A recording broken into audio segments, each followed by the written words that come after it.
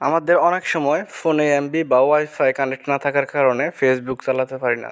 তো আজকে যে সেটিংসটি দেখাবো, সেটিংসটির মাধ্যমে আপনারা ডাটা ছাড়াই ফেসবুক চালাতে পারবেন। তো এখন দেখা নিচ্ছে আমার ফোনে, আমার সিমে ডাটা নাই, এখানে 0 এমবি রয়েছে। তো কিভাবে আপনারা ডাটা ছাড়া ফেসবুক ইউজ করবেন সেটা আজকে ভিডিওতে দেখাবো। কোথাও না টেনে ভিডিওটি সম্পূর্ণ দেখতে থাকুন। তো যে কাজটি করবেন, এখানে ফেসবুক অ্যাকাউন্টে যাবেন।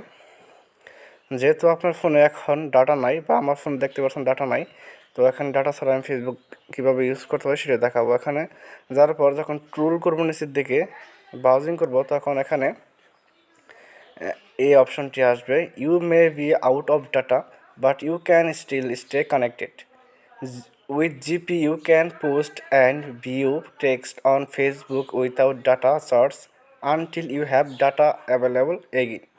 When you have data available, you will automatically see photos and videos again. তো এখন মূল বিষয়টি হচ্ছে আপনি ফ্রিতে ফেসবুক ব্রাউজিং করতে পারবেন, শুধু আপনি ভিডিও এবং ফটো দেখতে পারবেন। আদারওয়াইজ আপনি সকল যাবতীয় কাজগুলো ফেসবুকে যা যা করা সব কিছু করতে পারবেন। তো এখন কন্টিনিউ অপশনে ক্লিক করে দিলে আপনি ফ্রিতে ফেসবুক ব্রাউজিং করতে পারবেন।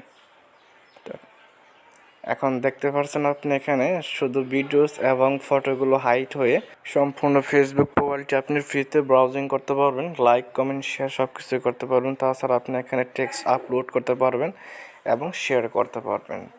এই একইভাবে আপনি মেসেঞ্জারও ফ্রিতে ব্যবহার করতে পারবেন। তো এখানে আরেকটি অপশন রয়েছে ডাটা লোন।